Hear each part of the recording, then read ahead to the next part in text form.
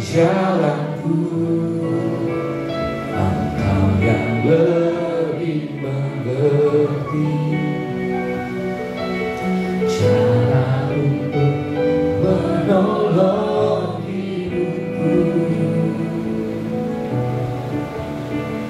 Ku percaya Kau Tuhan yang tak pernah gagal, menjadikanku lebih dari pemenang. Ku percaya Kau Tuhan yang tak pernah lalai, menepati janji-janjimu.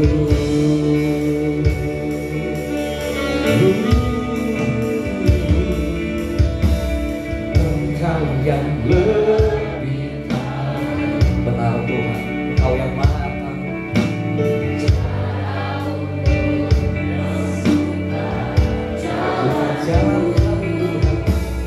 Engkau yang lebih mengerti cara untuk menolong hidupku.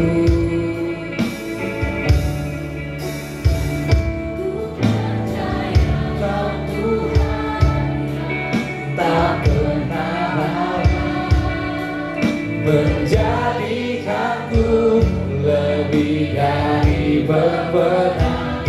Ku percaya Kau Tuhan yang tak pernah lalai, menepati janji-janji-Mu.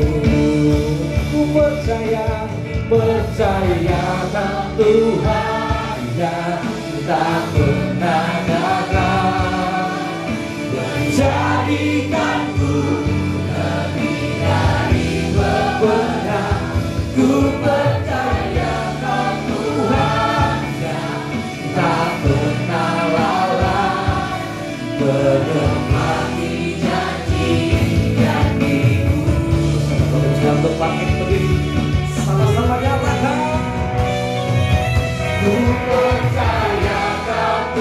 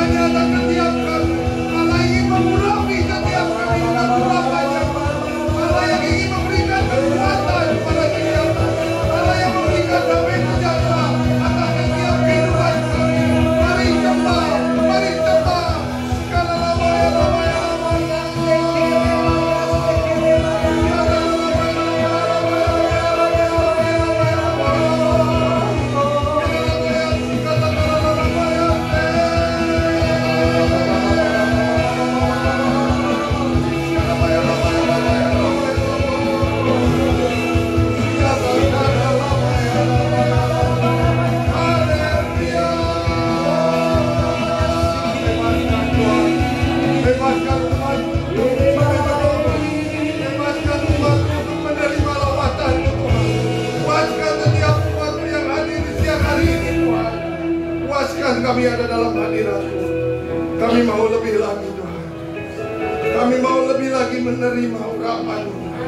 Kami mau lebih lagi Tuhan menerima lawatan-Mu Tuhan. Shikaralamu, kami mau dipuaskan dalam hadirat-Mu Tuhan. Jamah umat-Mu Tuhan. Karena kami percaya Kau ada di tempat ini. Kami percaya Kau hadir di tempat ini Tuhan. Mari buka hati, jangan ada yang mengeraskan hati. Mari buka hati untuk menerima lawatan Tuhan, untuk menerima jamaah Tuhan, agar saudara dipulihkan, saudara disembuhkan, saudara dibebaskan, saudara dilepaskan, saudara mengalami terobosan.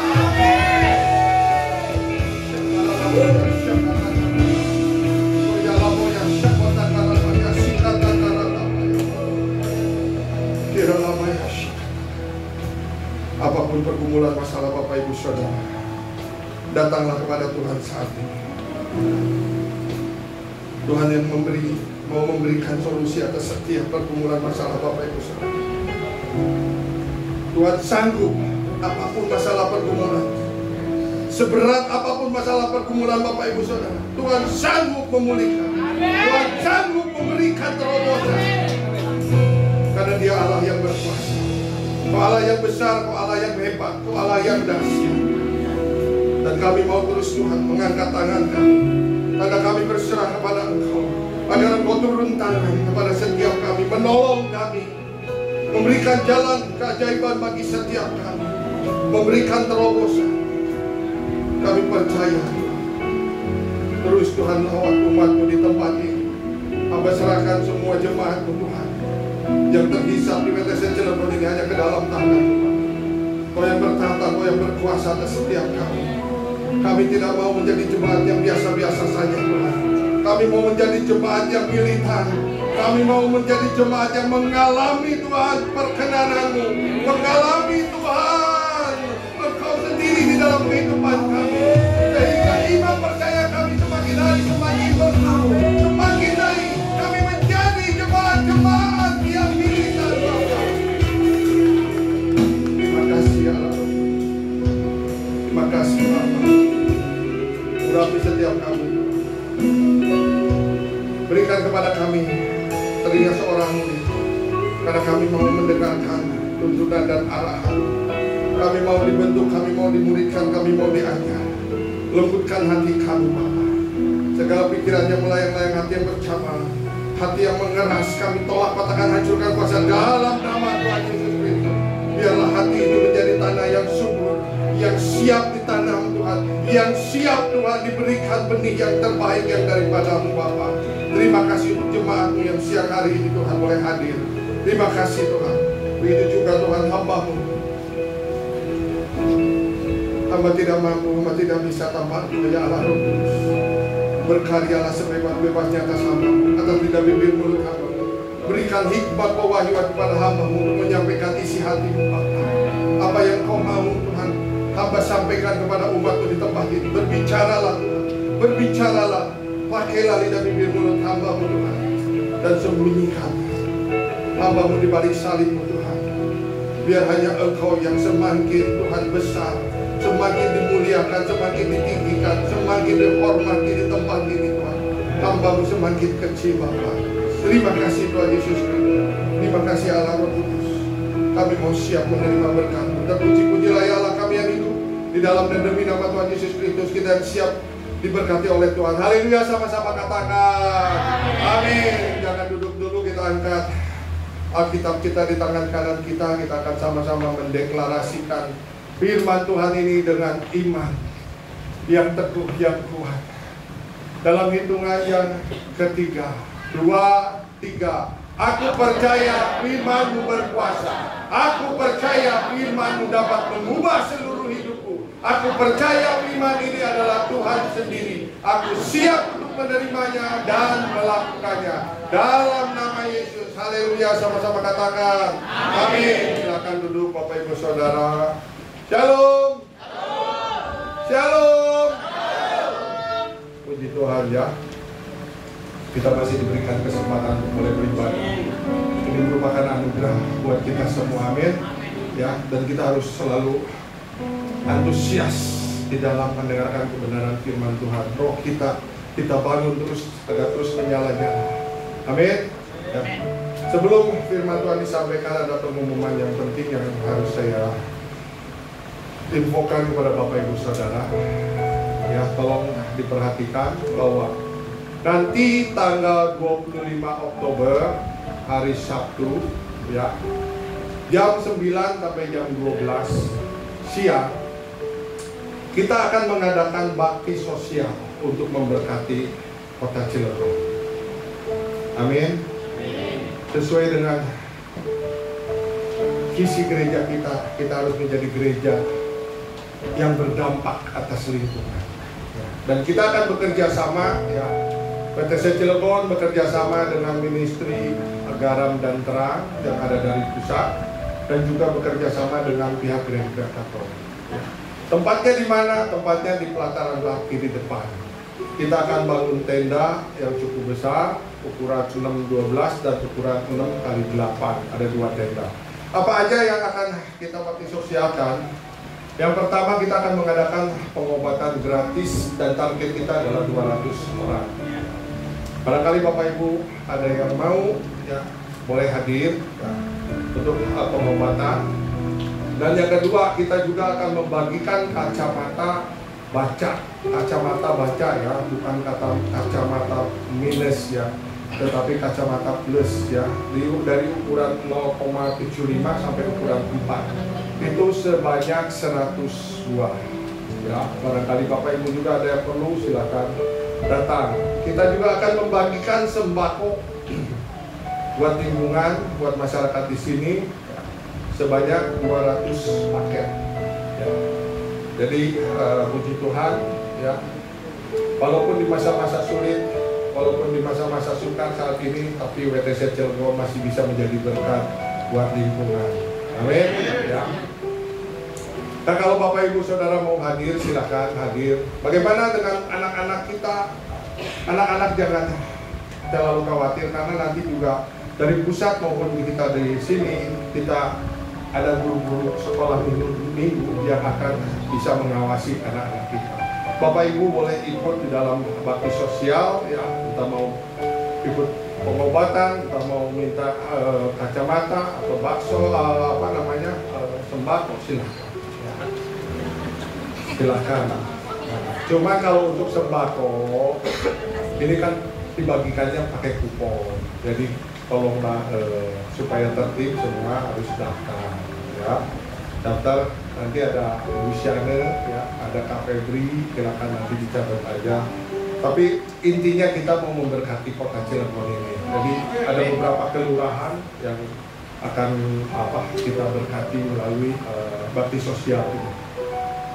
Terus ada juga ya, boleh dikatakan pakaian-pakaian layak, tapi dikenakan harga supaya enggak jadi berebutan. Harganya cuma dari 2.000 sampai 5.000, ya. Jadi biar mereka yang mau itu mereka bisa milih-milih aja untuk pakaian yang layak pakai. Nah, yang terakhir sebagai info juga, kita juga akan menjual sabun cuci pakaian dan cuci piring, ya. Juga mungkin nanti ada karbo, ada pewangi juga, pewangi lantai dengan harga yang sangat murah karena ini memang disubsidi, ya. Jadi 2 botol cuma dikenakan harga 10.000. Jadi ibu-ibu yang memang membutuhkan sabun cuci atau sabun cuci pakaian atau sabun cuci piring, silakan datang, ya. Jadi sekali lagi tanggal 25 Oktober hari Sabtu jam 9 sampai jam 12 kita akan memberkati kota, memberkati lingkungan, dan tempatnya di depan, tempat parkir depan, ya, kan ada tenda, ya. Kalau dicatat Bapak Ibu. Nah, kita akan masuk di dalam kebenaran firman Tuhan yang memang sekarang ini pengajarannya beda dengan yang kemarin-kemarin. Kalau kemarin masih dalam serial Big Harvest, ya, tapi ini kita akan belajar tentang keluarga, di mana setiap tahun Bapak Gembala kita mengajarkan tentang keluarga, tentang panggilan, tentang keuangan, semua terus diulang-ulang diajarkan oleh Bapak Gembala kita. Mungkin juga ada yang belum menerima pengajaran ini, ya yuk kita sama-sama belajar. Atau yang sudah menerima pengajaran, anggap saja ini sebagai review atau pengingat kembali bagaimana sih kita supaya kita bisa di dalam keluarga ini kita bisa menikmati surga di bumi sesuai dengan judul khotbah hari ini, yaitu Heaven of Earth Family, ya. Jadi keluarga yang menikmati surga di bumi. Saya percaya semua keluarga di tempat ini pasti ingin menikmati suasana surga di bumi. Amin. Ya, nggak ada satu orang pun atau satu keluarga pun yang tidak mau menikmati suasana surga di dalam keluarga. Nah, kenapa sih harus kita bisa menikmati suasana di surga, di dalam keluarga kita menikmati suasana surga di bumi? Karena ini merupakan rencana Tuhan buat setiap manusia, ya. Awalnya ditempatkan di Taman Eden. Taman Eden itu ada 2 poin yang Tuhan rencanakan bagi manusia. Yang pertama, supaya manusia ini mengalami suasana surga di bumi. Artinya mengalami suasana surga itu suasana yang penuh dengan damai sejahtera, yang penuh dengan sukacita, yang penuh dengan urapan Tuhan, yang penuh dengan perlindungan dan penjagaan Tuhan. Dan Tuhan juga merencanakan selain daripada suasana surga, Tuhan juga ingin memberikan fasilitas surga di bumi. Saudara mau di dalam keluarga mendapatkan fasilitas surga di bumi? Amin. Mau ya? Semua pasti mau. Oleh karena ini, ingat bahwa ini adalah rencana Tuhan awalnya kepada manusia, yaitu menempatkan di Taman Eden supaya manusia ini mengalami suasana dan fasilitas surga di bumi. Ya. Tetapi di Taman Eden ini bukan cuma mengalami suasana surga dan fasilitas surga. Ada 5 poin yang Tuhan siapkan, yang Tuhan rencanakan bagi manusia, yaitu supaya setiap kita di dalam kerohanian kita juga bisa seperti Adam pada waktu pertama ditaruh di Taman Eden, bisa mendengar suara Tuhan, yaitu spiritual yang lebih peka lagi di dalam mendengarkan tuntunan dan arahan. Di Taman Eden, Adam waktu itu bisa berbicara dengan secara clear dengan Tuhan, bisa mendengar secara clear apa yang Tuhan katakan. Ya. Selain daripada itu, Tuhan juga merencanakan supaya kita mendapatkan atau mempunyai mental yang sehat, yang kuat, jiwa kita yang sehat, yang kuat. Dan selain daripada itu juga Tuhan merencanakan supaya kita memiliki tubuh juga yang kuat dan yang sehat. Selain daripada itu, supaya kita juga diberkati melalui finansial yang itu. Ini rencana Tuhan. Tuhan menaruh di Taman Eden bagi setiap manusia, bagi saudara dan saya. Ya. Tetapi yang kelima ini berbicara tentang family, tentang keluarga. Dan ini yang siang hari ini kita akan belajar bersama-sama tentang keluarga. Jonathan Edwards mengatakan di sini bahwa Eden merupakan contoh dari surga di bumi yang ideal, di mana semua aspek kehidupan manusia dapat berkembang dan tumbuh dengan baik di bawah kehendak Tuhan. Jadi Taman Eden itu merupakan contoh dari surga di bumi yang sangat ideal. Oleh karena itu, saya seringkali berdoa selalu menarik suasana surga supaya ada di WTC Cilegon. Menarik suasana surga supaya ada di dalam keluarga kita masing-masing. Ya, karena ini yang merupakan rencana Tuhan, kehendak Tuhan. Dan ini juga sesuatu yang sangat ideal, di mana aspek kehidupan manusia dapat berkembang dan tumbuh dengan baik di bawah kehendaknya Tuhan. Ya, semua rencana Tuhan dan kehendaknya Tuhan. Nah, tanda-tanda apa saja bahwa surga telah hadir di dalam keluarga kita. Tanda-tanda apa saja bahwa surga ada di dalam rumah tangga kita. Ya, kita akan belajar bahwa ada beberapa tanda yang Tuhan siapkan. Kalau ini tanda-tanda ini ada dalam keluarga kita, artinya kita hidup di taman ini.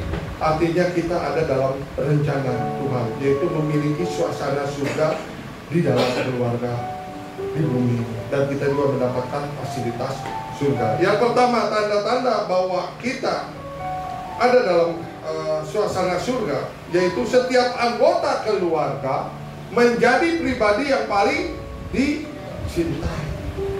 Suami dicintai oleh istri, istri dicintai oleh suaminya, anak-anak dicintai oleh orang tuanya. Nah, ini artinya tanda bahwa keluarga kita ada di suasana kerajaan surga. Efesus 5 ayat 25 sampai ayat yang ke-28, boleh kita buka bersama-sama. Yuk, kita buka Alkitab kita. Efesus 5 ayat 25 sampai ayat 28. Ya. Yang sudah ketemu katakan amin. Belum semuanya. Efesus 5 ayat yang ke-25 sampai ayat yang ke-28. Sudah ketemu amin? Kita akan baca bersama-sama. 2, 3. Hai suami, kasihilah istrimu sebagaimana Kristus telah mengasihi jemaat dan telah menyerah dirinya baginya untuk menguduskannya sesudah ia menyucikannya dengan memandikannya dengan air dan firman, supaya dengan demikian ia menempatkan jemaat di hadapan dirinya dengan cemerlang dan tanpa cacat atau kerut atau yang serupa itu. Tetapi supaya jemaat kudus dan tidak bercela, demikian juga suami harus mengasihi istrinya sama seperti tubuhnya sendiri. Siapa yang mengasihi istrinya mengasihi dirinya sendiri. Bentuk dari kasih awalnya adalah kita mengasihi diri sendiri. Nggak ada satu orang pun yang ingin menyakiti dirinya sendiri, kecuali dia dalam depresi, dia dalam mental yang sakit. Tetapi semuanya ingin mengasihi dirinya sendiri. Nah, mengasihi diri sendiri ini harus diaplikasikan kepada istri kita, kepada anak-anak kita. Kita harus mengasihi istri kita seperti kita mengasihi diri kita sendiri. Kita harus mengasihi anak-anak kita seperti kita mengasihi diri kita sendiri. Jadi setiap anggota atau keluarga harus menjadi pribadi yang paling dicintai. Ini tanda pertama daripada bagaimana suasana surga ada di dalam keluarga kita. Ya, amin. Mother Teresa mengatakan, keluarga yang penuh kasih adalah tempat pertama di mana surga menyentuh bumi. Jadi keluarga ini harus penuh dengan kasih. Keluarga ini harus penuh dengan saling mencintai. Ya, karena ini merupakan tempat pertama di mana surga menyentuh bumi. Keluarga kita ini representasi daripada Taman Eden, di mana harus penuh dengan kasih, penuh dengan saling mencintai, di mana penuh dengan damai sejahtera. Makanya Mother Teresa mengatakan keluarga yang penuh kasih adalah tempat pertama di mana surga menyentuh bumi. Nah, yang kedua, bahwa tanda di keluarga kita ada surga seperti di bumi. Setiap konflik tidak disimpan tetapi segera diselesaikan dengan tuntas sesuai firman Tuhan. Efesus 4 ayat 26, saya bacakan aja biar lebih cepat. Apabila kamu menjadi marah, janganlah kamu berbuat dosa, janganlah matahari terbenam sebelum padam amarah. Ini firman Tuhan. Sekali lagi, apabila kamu menjadi marah, janganlah kamu berbuat dosa, janganlah matahari terbenam sebelum padam amarah. Tapi ada nggak suami istri yang berantem sampai 3 hari 3 malam? Kenceng amat. Ada kenceng amat ya. Ada suami yang berantem sampai 3 hari 3 malam ya. Tidur doang punggung-punggungan gitu kan. Kadang-kadang pindah kamar gitu. Jangan ya, karena pengajaran yang hari ini di dalam Efesus 4 ayat 26, janganlah marah kita sampai matahari terbenam. Kita harus menyelesaikan persoalan atau masalah kita dengan tuntas. Katakan dengan tuntas. Sesuai firman Tuhan. Karena kita kalau sampai berantem atau sampai marah-marahan 3 hari 3 malam, itu artinya kita sudah berbuat dosa. Kita sudah salah, kita sudah melanggar kebenaran firman Tuhan sesuai dengan Efesus 4 ayat 26 ya. Jangan sampai matahari terbenam, masalah kita belum selesai dengan pasangan kita, dengan keluarga kita. Amin. Amin. Yang tadi bilangnya ada, itu juga harus berubah ya. Yang tadi ngomong kenceng ada, berantem 3 hari 3 malam, kita harus ikuti firman Tuhan. Amin ya. Kenapa? Karena di surga itu penuh dengan pengampunan. Di surga itu penuh dengan kasih. Harusnya di dalam keluarga kita juga, di dalam rumah tangga kita juga penuh dengan pengampunan. Suami istri kita harus saling bisa memaklumi, mengampuni. Jangan terus kita kepahitan sama pasangan kita, anak-anak kepahitan dengan orang tua. Jangan ya. Kita harus saling mengampuni, karena di surga juga penuh dengan pengampunan. Nah, ini quote dari senior pastor kita. Keluarga yang bahagia bukan pernikahan 2 pribadi yang sempurna. Nggak ada yang sempurna. Suami istri nggak ada yang sempurna. Justru dari keunikan kita, dari kekurangan dan kelebihan kita, kita bisa saling melengkapi. Ya, kalau kita bisa saling melengkapi, maka kita akan kuat. Ya, tidak akan mudah. Dan kita harus sadari bahwa istri kita nggak sempurna. Istri-istri juga harus sadari bahwa suami kita itu nggak sempurna. Anak-anak harus menyadari bahwa orang tuanya juga nggak sempurna. Ya. Jadi keluarga yang bahagia bukan pernikahan 2 pribadi yang sempurna, tetapi kesatuan 2 pribadi yang selalu mengampuni. Kuncinya apa? Mengampuni. Ini adalah kuncinya, mengampuni, mengasihi, bisa mengerti. Oh iya, dari dulu memang istri saya cerewet. Untung gak ada istri saya. Pemimpin itu bisa ngomong. Tapi ada anaknya di belakang. Namanya ibu-ibu kan kadang-kadang cerewet, betul nggak? Yang kenceng bapak-bapak, betul. Tapi memang dari sononya Pak, ibu memang begitu. Jadi kita harus mengerti ya. Wanita itu menurut survei dia tiap hari itu harus ngoceh sebanyak 15.000 kata sehari. Jadi kalau targetnya belum tercapai, dia pasti ngomong terus. Ya kita harus memaklumi, memang seperti itu adanya pasangan kita ya. Memang tidak ada yang sempurna ya. Nah,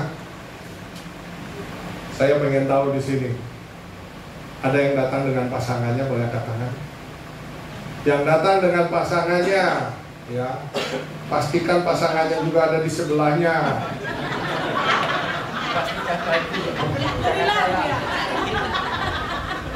Kenapa? Cici si Ana dan cici Ana, kenapa pasangannya jauh-jauh di sana? Selalu. Apa perlu penceling? Enggak ya, enggak ada yang lagi marah-marahan ya. Percaya, saya berdoa jawab. Ya. Jadi pertanyaan kedua ya, yang datang dengan pasangannya, apakah dulu pada saat menikah dijodohkan? Ada yang dijodohkan, boleh angkat tangan? Maksudnya dijodohkan dalam sama keluarganya, sama orang tuanya, sama papa mamanya ya. Ya, jadi ada yang kalau ada. Jadi artinya semuanya karena pilihan sendiri, betul ya? Semuanya karena pilihan sendiri. Tapi walaupun sudah milih sendiri, ada nggak pertengkaran? Ada nggak perselisihan? Ada. Wow, kenceng banget. Ini belum pengalaman, ketawanya kenceng. Biar belajar sekarang dulu ya. Walaupun sudah milih sendiri, tapi tetap perselisihan atau pertengkaran ada. Tapi ingat kembali firman Tuhan, pertengkaran kita jangan sampai matahari terbenam. Kita harus menyelesaikan dengan tuntas sesuai dengan firman Tuhan.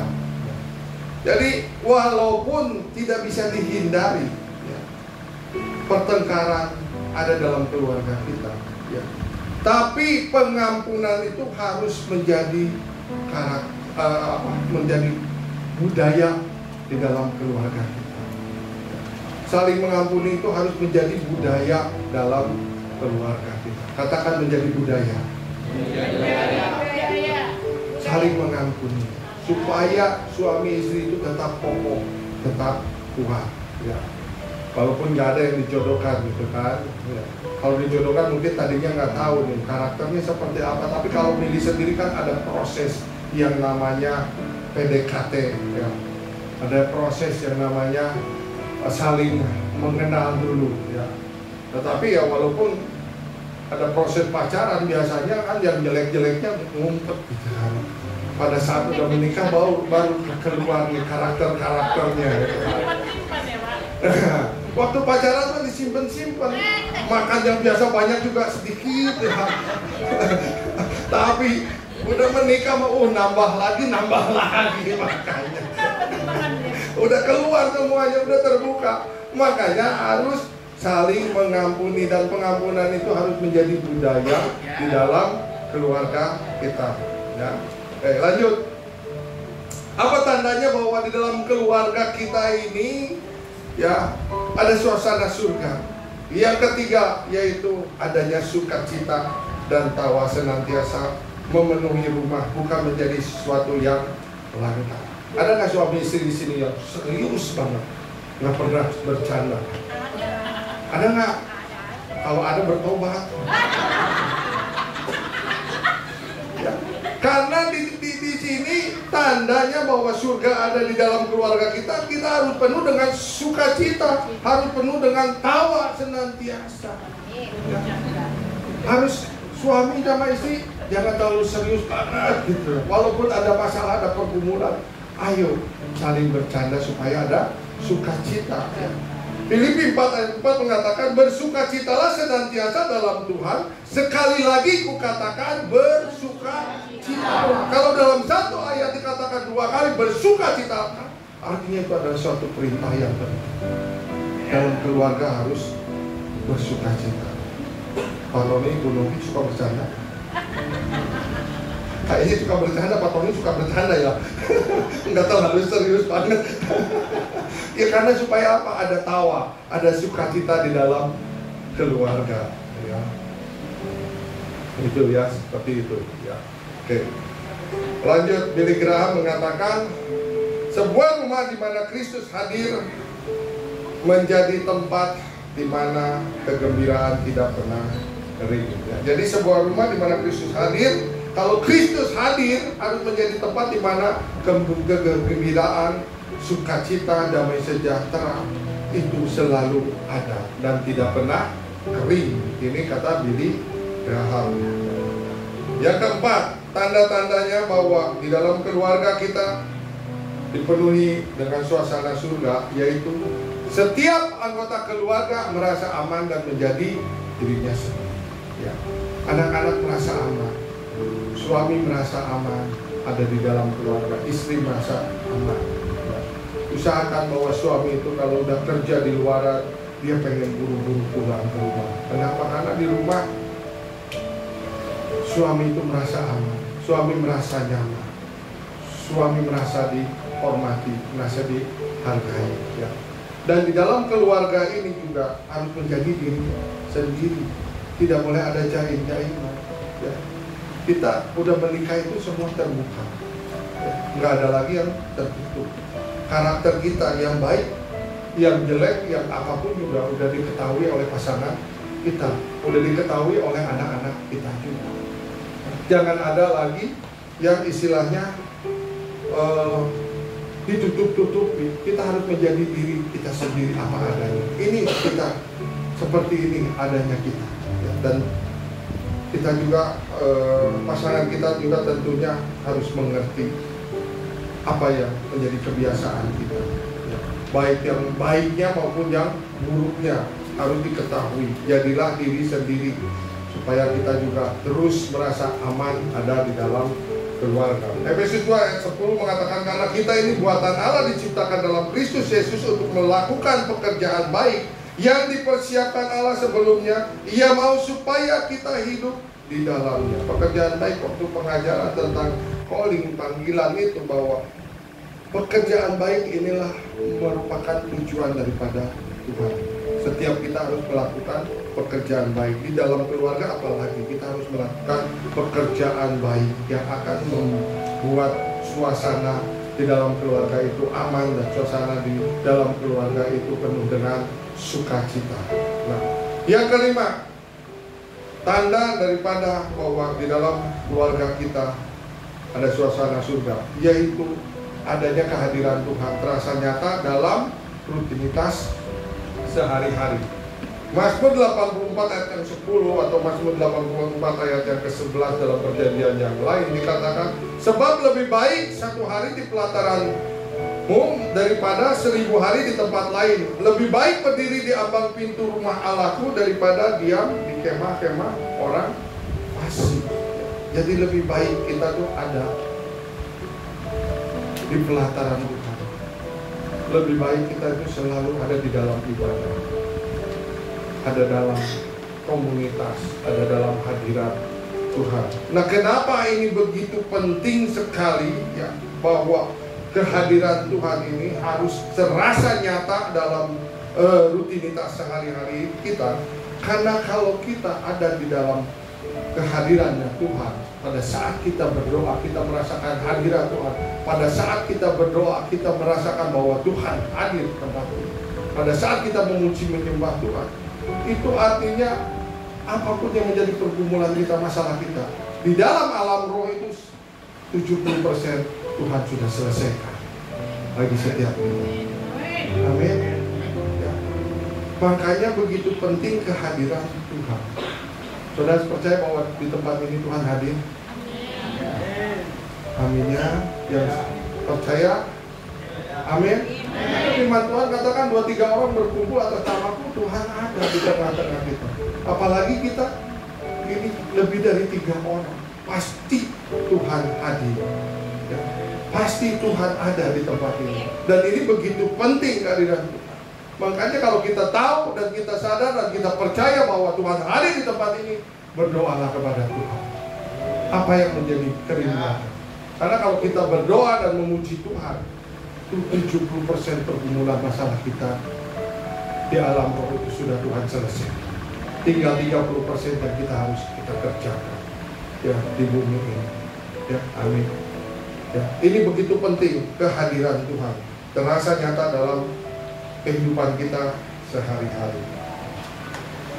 Nah, sekarang bagaimana supaya mengalami surga di rumah kita? Bagaimana supaya mengalami surga di rumah kita? Tadi tanda-tandanya sudah ada 50 ya. Tanda-tanda bahwa suasana surga ada di dalam keluarga kita. Harus penuh dengan sukacita, kita harus merasa aman, bla bla bla tadi yang sudah dicatat oleh Bapak Ibu Saudara. Nah, sekarang bagaimana sih supaya kita mengalami suasana surga ada di dalam keluarga kita? Yang pertama yaitu menempatkan Tuhan sebagai Tuhan atas rumah tangga kita. Yuk kita baca sama-sama. 2, 3. Menempatkan Tuhan sebagai Tuhan atas rumah tangga. Menempatkan Tuhan sebagai Tuhan atas rumah tangga. Yosua 24 ayat 15b mengatakan, tetapi aku dan seisi rumahku, kami akan beribadah kepada Tuhan. Caranya bagaimana menempatkan Tuhan sebagai Tuhan? Nanti kita terus belajar, lanjutkan. Di sini Modi mengatakan bahwa sebuah rumah yang berpusat pada Kristus adalah surga yang dimulai di bumi. Jadi sebuah rumah yang berpusat pada Kristus adalah surga yang dimulai di bumi. Nah, yang pertama, bagaimana caranya menempatkan Tuhan sebagai Tuhan? Harus membangun mesbah keluarga. Kenapa sih harus membangun mesbah keluarga? Karena mesbah keluarga memiliki kekuatan untuk menjaga dan melindungi keluarga. Kalau kita bangun mesbah keluarga, kita menghadirkan Tuhan di dalam keluarga kita. Tadi katakan bahwa kalau Tuhan hadir itu saat kita berdoa, saat kita memuji menyembah, artinya pergumulan masalah kita sebagian besar sudah Tuhan selesaikan di alam roh. Amin. Kita tinggal menyelesaikan yang sebagiannya lagi, sebagian kecil. Jadi bangun mesbah keluarga.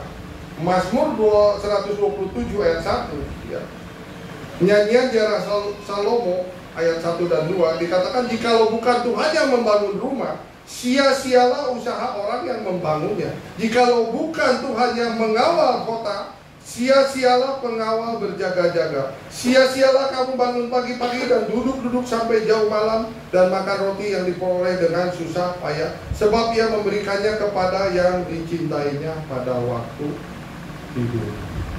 Sia-sialah usaha kita, sia-sialah kita membangun rumah, sia-sialah kita membangun kota kalau Tuhan tidak menyertai setiap kita, kalau Tuhan tidak ada di pihak kita. Bahkan dikatakan sia-sialah kamu bangun pagi-pagi dan duduk-duduk sampai jauh malam, dan makan roti yang diperoleh dengan susah. Artinya pekerjaan kita tidak diberkati secara maksimal oleh Tuhan. Kita tidak mendapatkan kasih anugerah. Apa sih kasih anugerah itu? Kasih anugerah itu sebetulnya kita tidak layak untuk menerima, tetapi Tuhan berikan kepada setiap kita yang mengasihi Tuhan, yang percaya kepada Tuhan. Karena di sini dikatakan Tuhan akan memberikan kepada yang dicintainya, yaitu saudara dan saya. Katakan amin. Amin. Tuhan akan memberikannya kepada yang dicintai. Tapi feedbacknya kita harus terlebih dulu mencintai Tuhan. Kita harus membangun mesbah. Kita harus memuji menyembah Tuhan dengan segenap hati, segenap kekuatan dan akal budi. Kita harus sungguh-sungguh lebih lagi beribadah kepada Tuhan. Kita harus lebih sungguh-sungguh lagi mencari Tuhan, ya, supaya Tuhan benar-benar melindungi setiap kita. Ya. Kita harus selalu rindu ada dalam hadirat Tuhan. Karena di dalam hadirat Tuhan itu perlindungan Tuhan sempurna. Di dalam hadirat Tuhan kita akan merasa aman. Di dalam hadirat Tuhan kita akan diberikan penyertaan dan penyediaan bagi setiap kita. Artinya kasih karunia-Nya akan dilimpahkan kepada setiap kita. Bahkan pada waktu tidur juga Tuhan memberkati kita, karena kita adalah orang-orang yang dicintai. Tetapi bukan berarti kita disuruh tidur terus ya. Kita harus bekerja juga. Tapi intinya Tuhan memberikan kasih karunia-Nya ya. Pada saat tidur pun Tuhan terus memperhatikan kita untuk memberkati kita ya.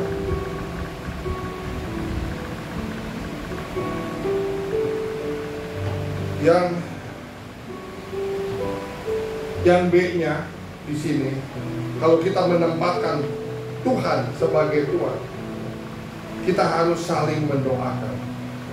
Pergumulan setiap anggota keluarga kita harus saling mendoakan. Keluarga itu bukan cuma berbicara di dalam keluarga inti kita saja. Bapak, papa, mama, anak-anak, bukan. Tetapi di sini juga berbicara keluarga ini bisa di dalam komunitas Kersel. Ya, saling mendoakan, saling menguatkan, saling menghibur, saling memberkati, saling memperhatikan. Makanya tidak bosan-bosan kami menganjurkan untuk semua jemaat masuk di dalam Kersel. Yang mau katakan amin? Amin. Masuk dalam Kersel. Karena apa? Kita di dalam Kersel ini kita satu keluarga. Kita bisa saling mendoakan. Di dalam Yakobus 5 ayat ke-16 dikatakan, karena itu hendaklah kamu saling mengaku dosamu dan saling mendoakan supaya kamu sembuh. Doa orang yang benar bila dengan yakin didoakan sangat besar kuasanya. Di dalam keluarga Kersel kita juga jangan jaim-jaim. Kita juga jangan istilahnya nggak terbuka. Kita harus menjadi diri kita pribadi sendiri di dalam Kelsel. Karena Kelsel itu merupakan keluarga kita. Ya. Dan yang lebih besarnya ini ya, di gereja WTC ini kita semua adalah keluarga satu dengan yang lain. Oleh karena itu ya kita juga nggak boleh jaim-jaim apa adanya. Ya, saya seperti ini, Pak Miming seperti itu. Ya. Kita punya kekurangan, punya kelemahan, tapi kita juga punya kelebihan masing-masing. Dan kita juga harus bisa saling mengampuni, saling mengasihi satu dengan yang lain, saling kita mengerti. Oh, Pak Miming begini orangnya, jarang juga bercanda gitu kan. Tapi kalau sekali ngomong, bikin orang juga pusing juga gitu kan. Bikin orang ketawa juga gitu kan. Jarang, ngomongnya jarang gitu. Tapi kalau ngomong itu kita harus ngerti ya, seperti begini. Saya seperti begini ya. Jadi di dalam keluarga ini tidak ada yang jaim. Kita harus jadi diri kita sendiri. Katakan kita harus jadi diri kita sendiri. Ya, jangan jaim-jaim. Ya, jangan kita tidak terbuka karena kita adalah keluarga. Amin. Ya. Bagaimana menempatkan Tuhan sebagai Tuhan? Yang ketiga atau yang C, di dalam mengambil keputusan harus berdasarkan firman Tuhan.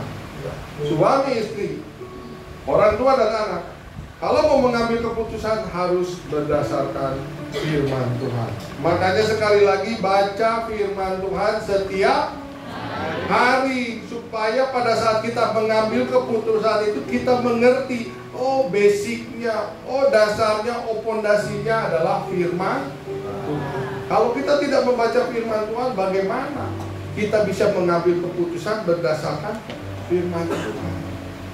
Pasti berdasarkan pemikiran-pemikiran sendiri. Padahal kalau kita mengambil keputusan berdasarkan pemikiran sendiri belum tentu benar. Amin. Tapi kalau berdasarkan firman Tuhan, Tuhan yang berbicara kepada setiap kita, keputusan-keputusan itu pasti tepat dan benar. Walaupun mungkin di tengah jalan ada kesulitan, ada halangan, rintangan, tapi kita percaya bahwa endingnya Tuhan yang pasti memberikan jalan keluar. Endingnya pasti sedap. Yang sering dikatakan Pak Widyo, ngeri-ngeri sedap. Berjalan bersama dengan Tuhan itu ya kadang-kadang ngeri, tapi endingnya sedap. Kenapa? Karena ada firman Tuhan yang menuntun setiap kita. Ya. Kalau kita melihat apa yang sudah dikerjakan oleh senior pastor kita, itu di luar kapasitas, di luar kemampuan. Tapi kalau Tuhan yang sudah berfirman, dikerjakan, endingnya semuanya bisa selesai dengan baik. Bahkan bisa menjadi berkat bagi orang-orang lain, sesuai dengan apa yang Tuhan inginkan kehendaki. Jadi ambil keputusan berdasarkan firman Tuhan. Oleh karena itu baca firman Tuhan setiap hari. Colek kiri kanannya, baca firman Tuhan setiap hari, supaya kita mengerti kebenaran firman Tuhan.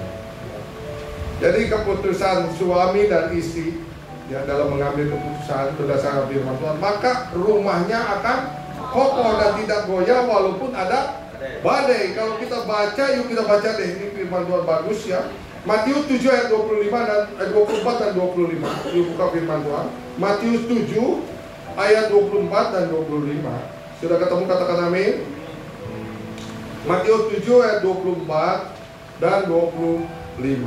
2, 3. Setiap orang yang mendengar perkataanku ini dan melakukannya, ia sama dengan orang yang bijaksana yang mendirikan rumahnya di atas batu. Kemudian turunlah hujan dan datanglah banjir, lalu angin melanda rumah itu, tetapi rumah itu tidak rubuh sebab didirikan di atas batu. Jadi kalau keputusan suami istri berdasarkan firman Tuhan, itu seperti rumah yang kokoh, itu seperti rumah yang kuat. Walaupun ada badai, tidak akan pernah rubuh, karena di pondasinya adalah kebenaran firman Tuhan.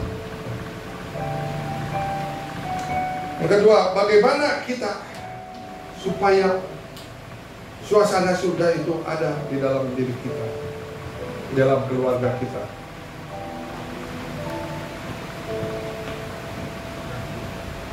Bisa bantu? Yang kedua, bagaimana caranya supaya suasana surga ada di dalam keluarga kita? Kita harus menciptakan ikatan kasih dan pengampunan. Ini adalah kunci dan ini harus menjadi dasar di dalam keluarga kita. Menciptakan ikatan kasih dan pengampunan harus selalu ada. Kita dua pribadi yang tidak sempurna.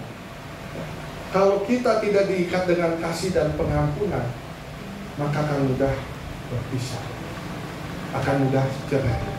Tetapi kalau dilandasi atau didasari dengan ikatan kasih dan pengampunan, seperti tadi kita sudah belajar, pengampunan itu dan kasih merupakan kunci di dalam keluarga.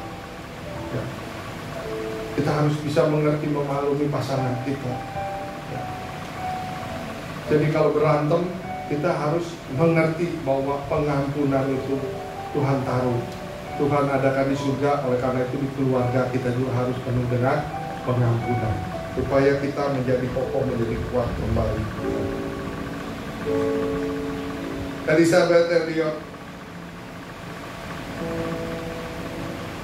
mengatakan bahwa rumah adalah surga di bumi ketika kasih memerintah setiap hubungan di dalam keluarga. Kalau mau benar-benar rumah kita menjadi surga di bumi, penuhi dengan kasih dan pengampunan. Ini kata Elizabeth. Kolose 3 ayat 14 saya undang untuk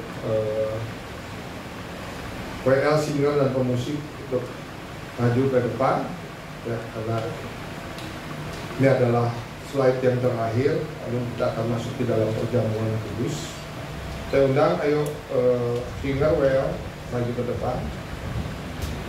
Kolose 3 ayat 14 mengatakan bahwa surga dipenuhi dengan kasih yang sempurna. Sebab itu keluarga harus menempatkan kasih sebagai pengikat yang mempersatukan. Dan di atas semua itu kenakanlah kasih sebagai pengikat yang mempersatukan dan menyempurnakan di dalam keluarga rumah kita. Yang mengerti katakan amin, ya. Jadi sekali lagi di dalam keluarga kita harus penuh dengan kasih dan pengampunan. Kalaupun kita berantem, janganlah sampai matahari terbenam. Jangan lagi ada yang berantem sampai 3 hari 3 malam. Harus diselesaikan dengan tuntas sesuai dengan firman Tuhan. Amin. Tuhan Yesus memberkati kita semua. Ya. Kita akan masuk di dalam perjamuan kudus. Apakah semua sudah mendapatkan anggur dan roti? Kalau belum, boleh angkat tangan. Nanti ada pelayan yang melayani. Ada yang belum mendapatkan perjamuan anggur? Boleh angkat tangan.